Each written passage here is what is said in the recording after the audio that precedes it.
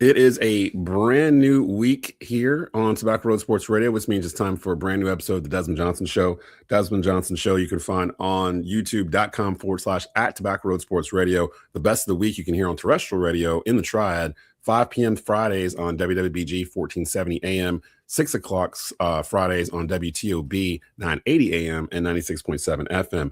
As I have every other week, David Glenn from the North Carolina Sports Network in the house with me on Tuesdays to kind of clean up what we saw over the course of this weekend. And it was a busy weekend indeed. We're going to talk college football and, of course, those Indiana Hoosiers who are now top of the college football world. I didn't think I would ever wake up one morning and say that, DG. So we'll talk about them. We'll talk about the ACC.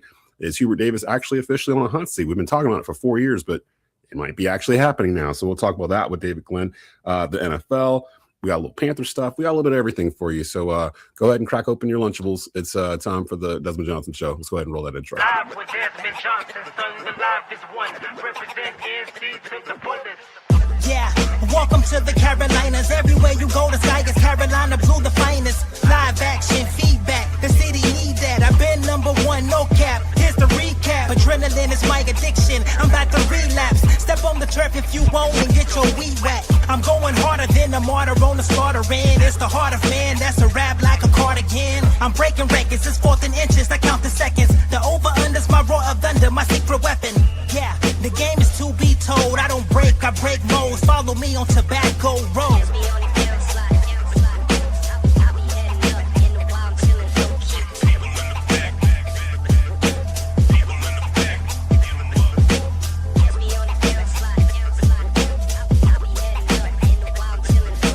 Live with Desmond Johnson, son, the live is one. Represent NC to the fullest.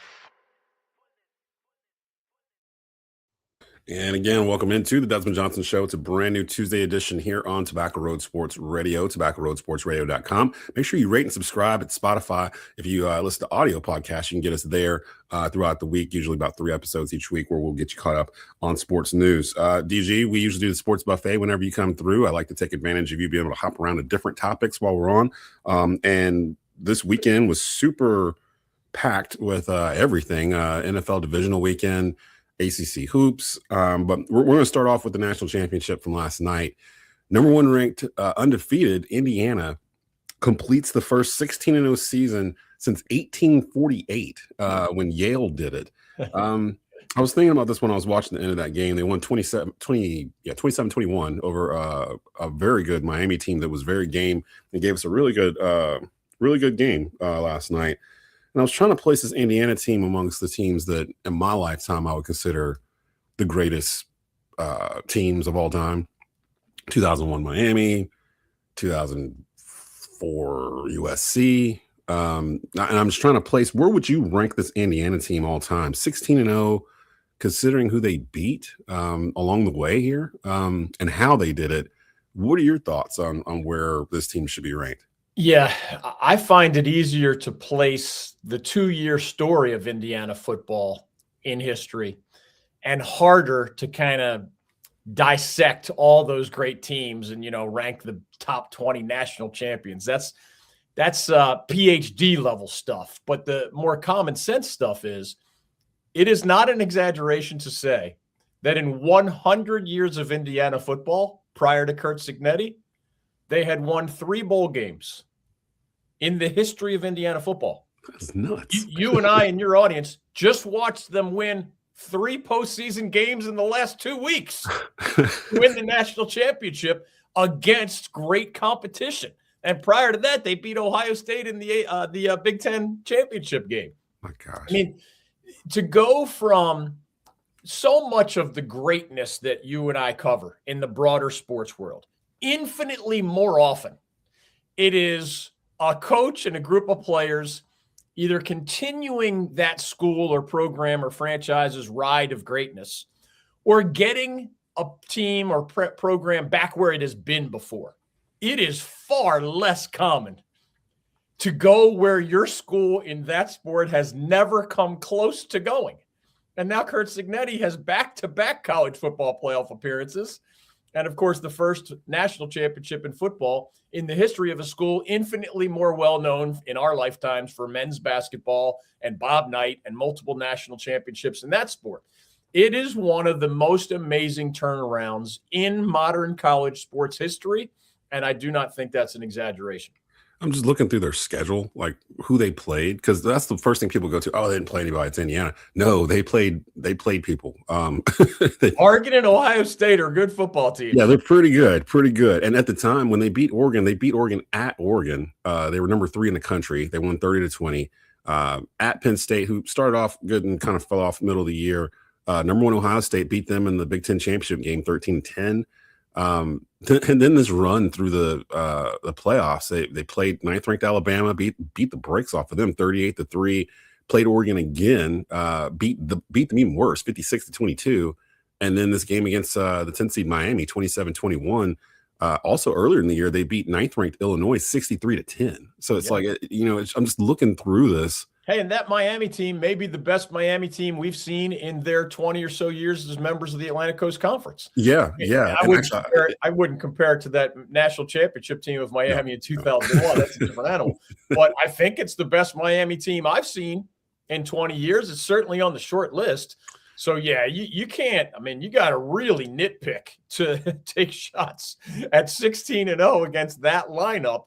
Credit to the Hoosiers, credit to Curt Cignetti, credit to the university for pouring revenue-sharing money into that program in a way Indiana football had not been supported with resources over a long period of time. We have a lot of that in our state, right? I think Curt Cignetti, who helped make his name right down the road from where you are right now at Elon University, where he turned them into a top 25 FCS program in a couple years as their head coach. It can be done. It's not easy. But between how he brought so many assistant coaches and staff members and players with him from JMU to Indiana, to how you utilize name, image, likeness money, to the old-fashioned stuff, just setting high standards and holding people accountable and sticking together through adversity and balancing the 3 phases of the game. Like, he did it all. And it is, especially given the backdrop of Indiana football historically, it's just about as amazing as anything we've seen in the sports world lately.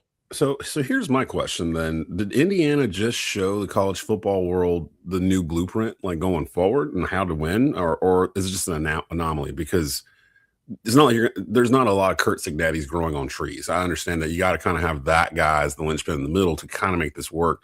And then you kind of have to have a little bit of luck too in terms of the guys they went after on the roster were guys he was familiar with, guys he pulled with him from James Madison, guys they got out of the portal.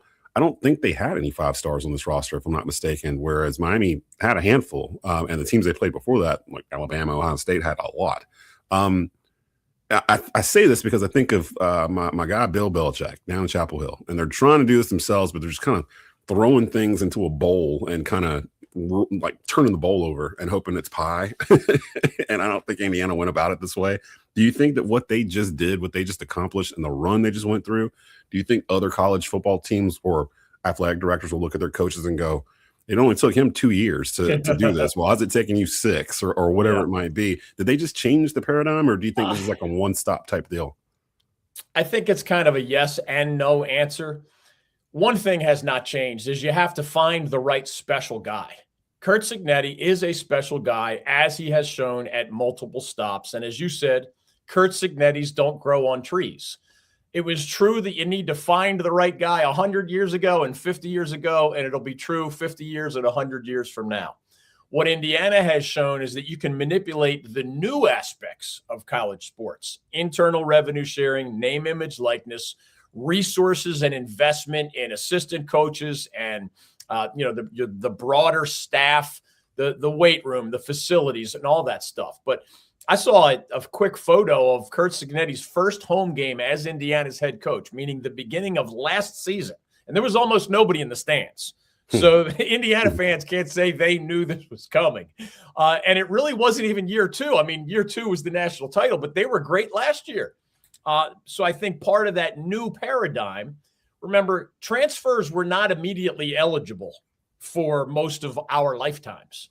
That's a relatively new phenomenon. Yeah. Well, one thing we're seeing, Bill Belichick, coming from the NFL, could not bring players with him to Chapel Hill. In fact, 2 of Carolina's best players were former Washington Huskies football players that Bill's son Steve brought with him from the Washington Huskies defense, which had been his last coaching stop. But that's two guys.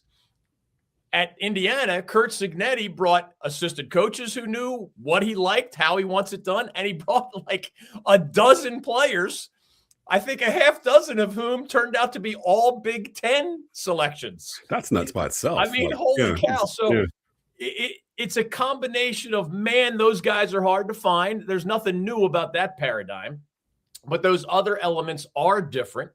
And university presidents and athletic directors would be wise to pay attention to those things.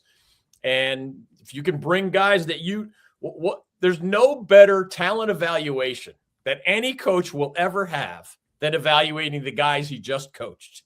Yeah. If there were 100 guys at James Madison, Curt Cignetti and his assistant coaches knew these are the 10 that could help us if we go somewhere else, right? Yeah. Or whatever the number is. You know those guys on the field, off the field, in the classroom. You know their personalities. You know how much they love football because you just lived and breathed it for 1 or 2 or 3 years on your team. We're going to see a lot more of that. A decade ago, 2 decades ago, 3 decades ago, Des, the NCAA would go out of its way to make it hard for a player to follow a coach. Think about it. Right. Yeah. Basketball coach leaves. Very rarely did you see player follow that coach to the new school. Why? The transfer rules made you sit out a year for starters. But in the broader sense, the NCAA did not want coaches to become these Marvel comic type figures where if they leave, they bring the whole cavalry with them. The NCAA didn't want coaches to have that kind of leverage. Well, those floodgates are open, baby. Yeah, that's it's not the bottle now. Yeah. And if you hire a sitting college coach and he's good at his job and he knows his current personnel, let him bring a dozen guys with him. James Franklin at Virginia Tech right now has brought, it's at least a dozen Penn State players with him to the Hokies. Wow. Now, I'm not going to say it's an exact duplicate. Many of those guys were backups with the Nittany Lions, whereas Curt Cignetti brought a lot of proven stars with him from James Madison to Indiana. So I'm not saying it's a duplicate, but the theme is catching on, and smart coaches and smart administrators are following. Do you think David Glenn joined us from the North Carolina Sports Network and the Sports Buffet? Do you think that the Big Ten now can firmly plant a flag and say that they've surpassed the SEC, considering they've won the last 3 national championships, Michigan, Ohio State, and now Indiana? Well, yeah, 3 straight national championships and all of those prominent programs. I think you can at least say we're looking at you eyeball to eyeball at the worst, right? And let's remember, you and I get to talk about financial aspects of college sports. That's been a huge part of how my journalistic career has gone for 40 years at this point. And it is not mere coincidence that the rise of Big Ten football has come in the immediate aftermath of the Big Ten signing the biggest TV deals in the history of college sports. And the Big Ten going from good financially, which it was in the 90s and the 80s and the early 2000s, to, because it's so many large public universities with so many enormous fan bases at various schools that watch a lot of football on TV. Well, that translates to, in their case, even more mega millions from Fox in their TV deals. Well, that money trickles back to the university. That money gets poured into not only revenue sharing where there's a cap, but all the other ways that you can support your football program, and there is no cap. Well, I mean, Ohio State always was a wealthy athletic department. Now they're even wealthier. Yeah. But Oregon hasn't even broken through yet with a national title. You have to list them as one of the top 10 programs in the country. They're sitting on Nike money. Yeah. Right. So. Nike money. Michigan won one not long ago. Ohio State won one. Indiana won one. Oregon is way up there as one of those knocking on the door. So, yeah, I'm not going to throw the SEC under the bus because over a long period of time, the SEC has the most national championships. I mean, the Big 12 is 4th by a lot. They haven't won national championships, and their 2 best programs, Texas and Oklahoma, left for the SEC a couple years ago. At least the ACC has 2 for Dabo Swinney at Clemson, the one under Jimbo Fisher at Florida State not crazy long ago, and the knocking on the door of Miami just this year. That's some depth. That's several national titles in the last 15 years or so. The SEC still has that largest number. If we go back 2 decades, the top of the list is going to be the Southeastern Conference. But, I'm not going to tell anybody they're wrong if they say the Big Ten is at least eyeball to eyeball with the SEC in football now. Especially if you look at the SEC's record in bowl games this year, it was horrific. So a lot of it, I know their fan base and their media really push the notion that, it's SEC and everybody else, and they really try to push that narrative no matter what. But even and it might have been true for a while. Yeah. Especially with Saban here in Alabama. Yeah, not anymore. Now I think it's even more so if you get the right people in there, like you said, that know how to manage the money, they know how to evaluate talent, and you got somebody that can coach. I mean, Kurt Signetti comes from the Nick Saban tree. So, like, those kids you're talking about that he was looking at James Madison, he already knew they were his type of kids, like, already. So he came in with the platform, like, when he came to Indiana. And that's really rare. What college coaches will say privately. The SEC was winning all those national titles in part because they were paying players when it was illegal. Now that everybody's allowed to do it, voila, they don't win as often anymore. There's a soundbite that keeps running. I listen to ESPN on Sirius XM in the mornings when I'm taking my kid to school and just when I'm out running around.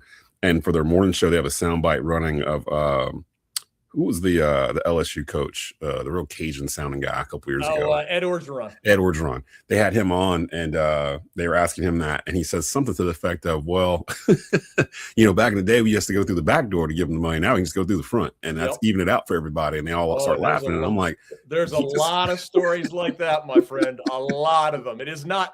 Remember, the old Southwest Conference imploded because they were caught so often, flat out paying players. Either the school was paying players or the boosters were paying players. It was the wild, wild west. And they imploded as a league. Wasn't SMU? Wasn't their football program? Oh, like SMU was the famous death penalty case. Yeah. That was a level of corruption I'm not sure that has ever been surpassed in college athletics. But now it's like legal. Like I see kids that I've talked to for years doing high school football, and they're at a different school. They've moved to place to place, and I'm on IG, and they're standing beside a new car or whatever, and it's all legal. Like all of it's legal now. I just had former East Forsyth quarterback Bryce Baker on last week, who was in the transfer portal and went to Virginia Tech, and we were talking about how Duke wide receiver Quayshawn Brown joined the portal and left too.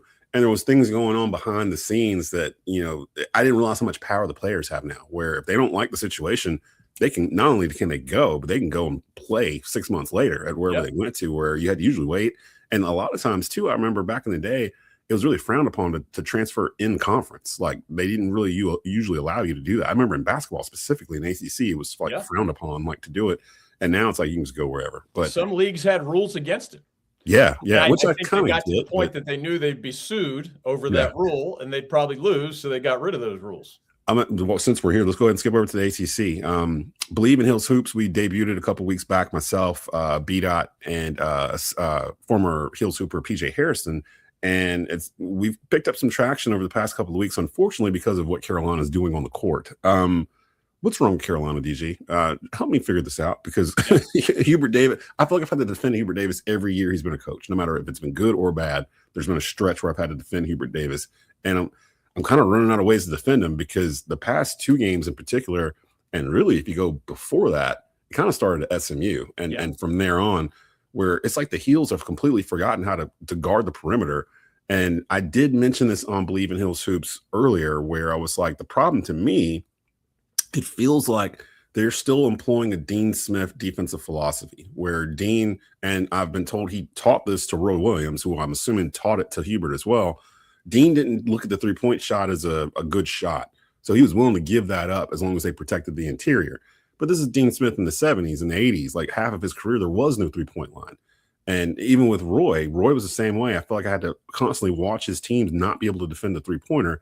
And now I'm watching it with Hubert. And it's almost like a defensive strategy to just let them have the 3.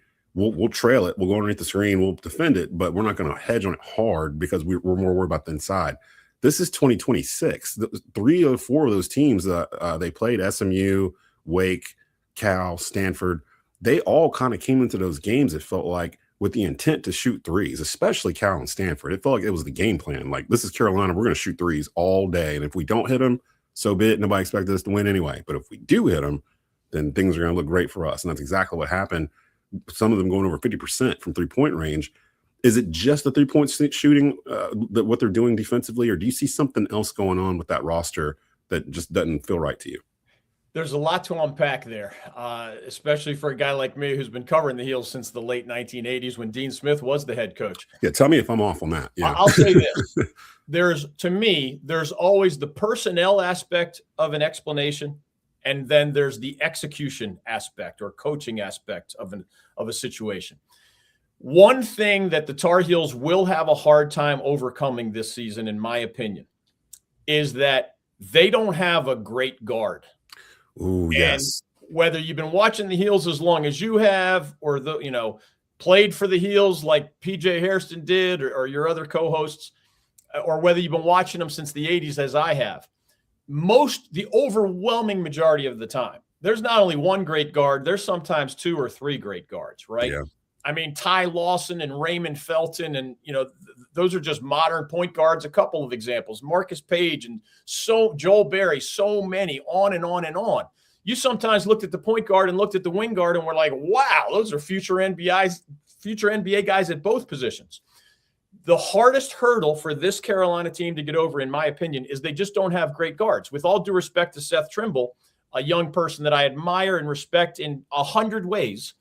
He's being asked to create late in the shot clock or at the end of the half or at the end of the game. That's not what he does. Yeah, it's not He's a great defender. He's an athlete. He's a dunker. He can block shots. He can run the floor. I'm not saying he's bad offensively, but if that's your go-to create a bucket guy, that is a lesser go-to create a bucket guy than most of what I've watched in 40 years of covering Carolina basketball.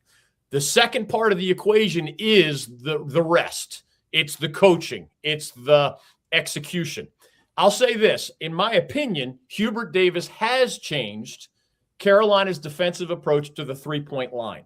And I believe if you look at his stats over 5 years, you will find that the Heels, more often than not, have defended the three. Obviously, I'm not talking about the last 4 games. But prior to that, even this season, prior to the last 4 games, Carolina had been giving up only 31% three-point shooting. That's really good. I thought I wasn't going crazy. I was like, this year. Yeah, early in the year. Everybody is susceptible to overreacting to the last thing they just saw. Fans do it all the time. Media do it sometimes. And I'm not saying it's not even an issue. You'd be crazy not to raise the issue after SMU puts up almost 100 burger. Yeah. It wakes a mid-level offensive team, and they score like in the mid-80s. Yeah, 80-something, yeah. Clearly something's going on there. But I don't think it's a philosophical thing with Hubert. In fact, growing up watching Dean Smith or Roy Williams, I would often ask those guys questions about their philosophy of defending the three-point shot. And Dean Smith, who was, remember, a mathematician, he was a teacher of math before being a basketball guru, and his brain told him that most three-point shots were okay to give up. And I would be the bold young punk asking, well, Coach, after Dennis Scott of Georgia Tech made 5 in a row, might you have asked one of your guys to go out there and get them? And, of course, he'd look at me like the young punk that I was, and he'd have some mathematical answer. Well, David, and again, they're Hall of Fame coaches, right? I mean, we're all speaking in that context with deference and respect, as we should. In Hubert Davis's case, obviously, there's a lot of room for improvement on communication, on passion for defense, on not leaving your guy to help too far. But part of it, too, is personnel, right? Like Kyan Evans is a little guy. He's 6'2", 175. He can get pushed around. Luka Bogovac is a European guy who's a step slow by ACC standards, right? There's no magic wand to turn a small guy into a bigger guy or a slower guy into a faster guy. Some of the Tar Heels guards are just not going to be great defensively. But can they communicate better? Can they lean on the fact that back there is Henry Vessar, a 7-footer, and Caleb Wilson, a 6'10" guy, and Jaron Stevenson with long arms and 6'9" or whatever he is? Like, that's a lot of help. Yeah. So you got to get out there even more on those 3-point shooters. We'll see who the Tar Heels really are, because, again, giving up 31% threes over that first stretch of many more games, that was real, just as this 4-game horrific stretch defensively is also real.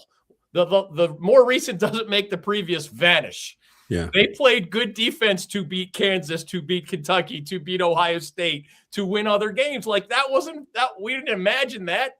It's like two different seasons. It's like two separate seasons. The ugly, and everything in between. And the last thing on this is, twice in 4 years, when Hubert Davis's Carolina team hit indigestion, twice they straightened it out. Yeah. Played for the national title 1 year, won an ACC regular season championship, and went to the Sweet 16 another year. Those are success stories. The other 2 times, they didn't figure it out. Yeah. and once they infamously missed the NCAA tournament altogether. So it's mid-January. They have time to get better, to figure out those defensive problems, but they're running out of time. And when you look at their remaining schedule, it's hard to see them too much over 500 in conference play, right? Yeah, which is crazy, because the ACC, and we talked about this over the past couple of weeks, the ACC, I feel like it's back in terms of, it feels like everyone has like a freshman that's like really, really good. Good players. I was going through the standings before I got to Carolina, and there's like 6-7 teams that are just like above them right now. And I don't know if they'll be able to catch some of them. They play Notre Dame Wednesday night at 7. It is in my opinion, a must win. If they lose to Notre Dame and Notre Dame hits 15 threes, it's going to be inferno in Chapel Hill, because then they got to go to Virginia on Saturday. Virginia might be the second best team in this league right now. That was actually the question I had written down on my thing. Who's the second best team in your eyes right now in the league, David Glenn? Is it Virginia? I think it is Virginia. I mean, okay. Duke is first. Devils are playing great defense, great offense. They just went on their West Coast road swing and not only beat Cal and Stanford, humiliated them. Yeah, which made ours look even better because it was right behind us. Talk about a contrast. The Heels played the same 2 teams within a couple days, just in reverse order. So the Devils, you just think of the arc of improvement.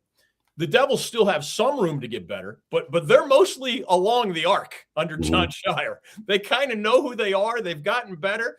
They still want to clean up certain things, get better at point guard, get more consistent scoring support for Cameron Boozer, et cetera.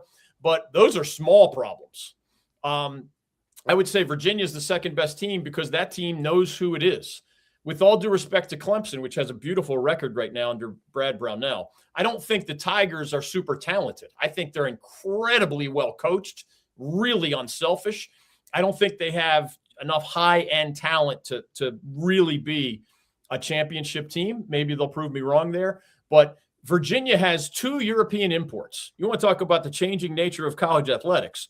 Remember, prior to revenue sharing, most professional young men in Europe had no interest in playing college basketball. Why? Because they were making professional salaries to play basketball there. And over here, you could just get, for a long time, you could only get room, board, and tuition. And then a few years ago, name, image, likeness came into play. But now, revenue sharing plus name, image, likeness, guess what? There's a whole bunch of dudes that are 21, 22, 23, 24 years old who have said, well, they're paying me okay over here in Europe, but now I can get an education, prepare for the NBA, and make similar money that I was making. Well, I bring that up because Virginia's best player is a big man from Belgium named Tess de Ridder.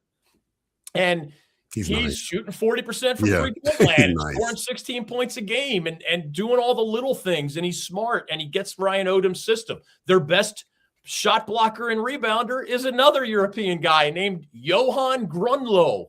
I mean, these guys were getting paid to play in the top leagues in Europe and are in their early 20s. De Ridder's about to turn 23 years old, and he's a freshman. Yeah, he's a grown man. So those are 2 of their best players. They have a combo point guard that I like. Dallin Hall is a BYU transfer. There's a freshman named Chance Mallory who's playing really well for them off the bench. They have other transfers, man. I think they're legit. I'll be shocked if Virginia does not stay in that top tier. And then there's a bunch of good teams, as you said, after Duke and Virginia and whoever you might slot 3, 4, 5, 6, 7. It's a much better league than it was a year ago. And the ACC, I think, will do better than the 4 to 5 NCAA bids that they've gotten pretty much every year since COVID canceled the tournament back in 2020. Yeah, I feel like 7, 8 are getting in easy. Just back before COVID, they were getting 7 or 9 every year. Yeah, and it's almost weird. I almost feel like Carolina losing to Cal and Stanford actually helped the league because it kind of pushed Cal and Stanford kind of up too, like in the net as well. And I thought I saw after they lost to Cal, they actually went up in their net ranking like a spot or something. So go figure all that. So real quick before I get you out of here, we'll go bonus round NFL. Of course, it's Conference Championship Sunday. It's the best Sunday of the season, and it's 4 teams. Well, I mean, it's literally the 2 ones and a team that everyone kind of expected to be there. I've always said all year that I didn't trust the high seeds in the NFL this year. For some reason, there was no Death Star since Kansas City kind of fell off. Yeah. Didn't seem like there was something everybody was aiming at. So I'm kind of looking at these. New England versus Denver, the AFC Championship game. And I watched some of that New England game this weekend, and I was so impressed with Drake May, the way he was thrown in the snow. Just super accurate. Is he the league MVP? He's going to finish in the top 2. And he might win it. You know, Matthew Stafford's going to get a lot of votes as well. But Drake May is by 1,000 miles the greatest pro quarterback ever produced by the University of North Carolina. It's not even close. I can't even think and he's still a young guy. And that's a short list, by the way. Carolina hasn't produced many starting quarterbacks in the NFL over the years. Yeah. He's legit. He has to cut down on his turnovers, obviously, as he would be the first to tell you. But now they're going up against a Denver team that just lost their starting quarterback at the worst possible time. Right. No Bo Nix. I mean, you're going to ask Jarrett Stidham, career backup, to win an AFC title game? It's possible. Nick Foles, the legendary Eagles backup, had a great tweet the other day.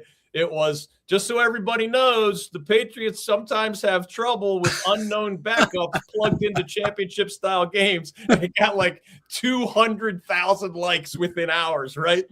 Everybody knew where he was coming from, but you have to like the Patriots in that one. But I agree with you. There's no Death Star. Not the Chiefs of a few years ago. My Eagles last year were a freight train. I mean, they were killing people. And, of course, this year they were just good, not elite. And it came back to bite them. Something's weird with them right now too. I don't know if it's AJ Brown or I don't know what it is, but I'd be surprised if AJ Brown's on the roster next year. They said all the right things, but it felt like all year it was like some kind of disconnect with them in that locker room and what they were running offensively. And I think I had Philly Buffalo in my Super Bowl, and they're both out. So now Sean McDermott is apparently no longer employed by the Buffalo Bills. So go figure with that. Yeah, it's crazy. I didn't realize he's 8-8 in the playoffs with Josh Allen. So that probably had a lot to do with it there. And then over in the NFC, that's on Fox at 6:30 on Sunday. The AFC Championship game is at 3 on CBS and Paramount Plus. Is Seattle the best team in the league? Because I'm sitting there thinking of the games that I've watched and the teams in particular, and the Panthers went through the NFC West. We didn't fare very well, but we got a chance to see all of them. And I believe we might have went no, we did beat the Rams in the regular season. So they went 1-3 against them. And Seattle was probably the one out of the 4 in that division where we played them. And I left that game going, they're a lot better than I thought they were. Their defense is really good. I do believe Seattle's the best team in the NFL, although just as the Broncos lost Nix, Seattle lost its number 1 running back, Joey Charbs. So the former Wake star, Kenneth Walker, the third, is he? Yeah. He had been rotating with Charbonnet, and that was a heck of a 1-2 punch in the ground game Seattle has to go with that great Seahawks defense. So it's fascinating. It's one thing when you lose a star player mid-season or late season and you have a month or more to adjust to that. It's another thing to just say, wow, we lost our starting quarterback, or we just lost our starting running back midstream in the playoffs. That's not a lot of time to adjust. So we'll see. I mean, those are all 4 still standing teams are capable of winning it all. I'll be surprised if the Broncos do because of the quarterback situation. Yeah. But I won't be surprised if any of the other 3 end up raising that trophy. I still harbor resentment and a little bit of hate towards New England just for growing up, just not liking the New England Patriots. So I really don't want them to get there, even though I am kind of cheering for Drake May. And I feel like they're like 2 years ahead of schedule. Like they're not supposed to be here. And they play really disciplined football under Mike Vrabel. I don't think I'd want to see Denver in the Super Bowl. I want to see a good Super Bowl. Usually at this point, if it's 4 teams that I don't really care about, I just want it to be a good game and a good matchup.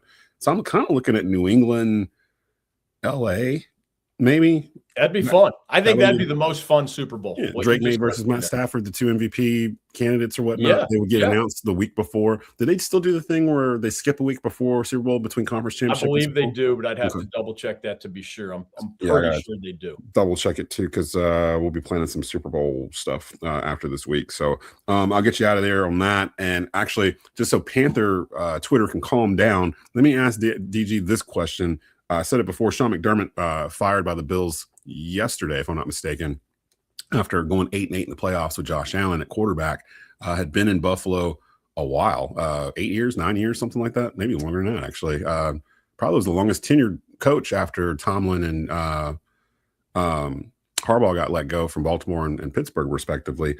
Rate the odds of former Bills head coach Sean McDermott returning to Charlotte to become defensive coordinator for the Carolina Panthers if Ejiro Evero takes one of these head coaching jobs that he's being interviewed for in Pittsburgh. And he's got a second interview today. I think I just saw Joe Person say he just completed it with the Raiders. So in this weird, wacky world, could that even happen? Should it happen? Will it happen? I know it's not what Panthers fans want to hear, but I think it's an extreme long shot. And I say that in part because you brought up his playoff record. Yeah. You could either look at that as glass half full or glass half empty, right? Like, you could say, well, why has he lost so often with Josh Allen as his quarterback, especially, right? But then you could also say, wait a minute, the guy's coached that many teams in that many playoff games. That makes him one of the best resumes on the market. Mm-hmm. With all these head coaching vacancies, if he wants a head coaching job, he's going to get a head coaching job in the next week or whatever. I mean, I put him right there with Harbaugh. Like, he's overqualified as a defensive coordinator.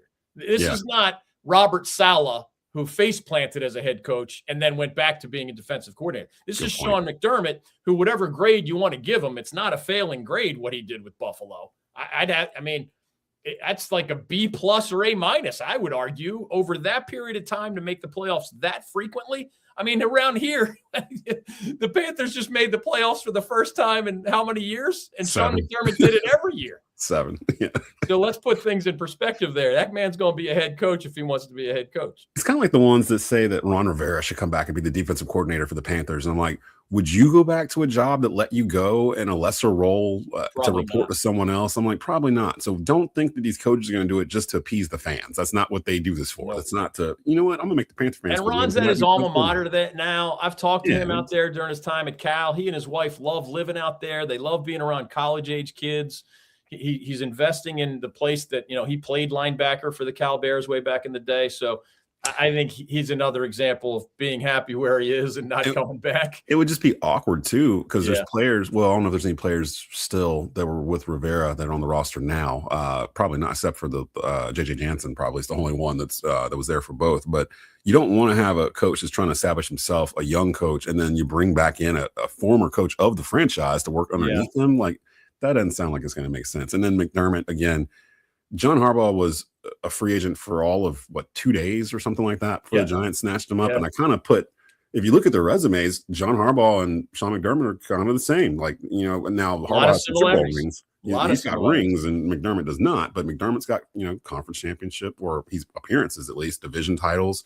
He's coached MVPs of the league. I mean, like it's fairly similar. So I'm trying to think of where he might go, or if he's going to take a break. I don't know if he's into TV or whatever might be the case, but for those that are asking me to ask, he's not going to be the Panthers defensive coordinator. So don't even worry about that. We're going to go ahead and get out of here from here so you guys can get back from your lunch breaks. We'll be back tomorrow. I do know Ryan Stone will be back for Best Bets. We'll have a lot to cover. ACC Hoops weekend.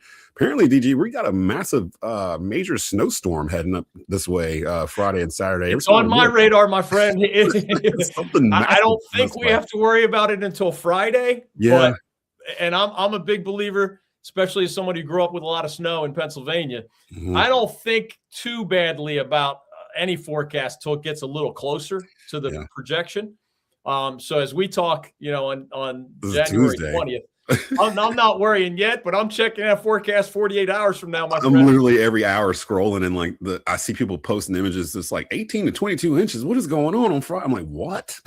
Like, what is going on? I don't think you've ever been to my house in Raleigh, but let's just say I'm the lot in our whole neighborhood that has a sloped backyard. Yeah. So when there's snow, man, There's a all the lot of kids. Mr. Glenn. Can we sled down your backyard? Oh, go ahead. Go ahead. Just go ahead, get back there. Well, it looks like they're going to have the opportunity, and some of these games might get affected by the weather on the Eastern Seaboard, the ACC games in particular. So we'll just see what happens with all that. But Ryan Stone will be with me tomorrow. Man.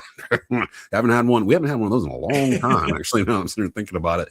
And I just had a birthday yesterday, and I was telling my wife, the older I get, the less I want to see snow. It's crazy. Like when you're young, you want it to snow all the time. You want it to snowed in. You don't want to go anywhere. I got things to do, man. I gotta go. Like places, things I gotta see. And if it's snow on the ground, I've already had high schools starting to move their games to Thursday to get out of the way. So if they're doing that on Tuesday, they're already aware that something's coming in here that might have us out for a while, which will be good. Get the flu and all this stuff out of you. Let you clean out a little bit. So Happy birthday, my friend. Yeah. Oh, thank you. Thank you very much. Thank you. Wife took me to Topgolf, and now I'm addicted. So it's it's a weird love-hate thing now where my hips are hurting, but I'm thinking about going back. So I'm hooked. I'm hooked. Follow DG over on X and follow the North Carolina Sports Network on their YouTube channel. They do excellent work there, especially when it comes to the transfer portal and tracking these college kids. How many kids are in the portal now, DG? It depends if you only include FBS. There's different numbers that include walk-ons and others, but let's just say roughly 4,000 scholarship FBS players.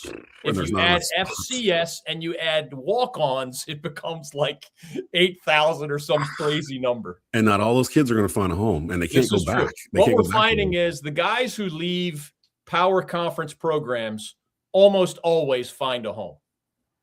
But if you're leaving your FCS team or your D2 team, a lot of those guys do not find a home. I saw one case of a kid from App State who left thinking he was going to be able to attach on someplace else and didn't. And then App didn't take him back. And now he's just like not playing football. And he was like, how much he regrets leaving. Yeah. So we'll keep an eye on all that too. So we'll have some more surprises a little bit later on this week, but you guys get back from off your lunch breaks. We'll see you guys tomorrow, 12:30 p.m. here on Tobacco Road Sports Radio with another edition of the Desmond Johnson Show.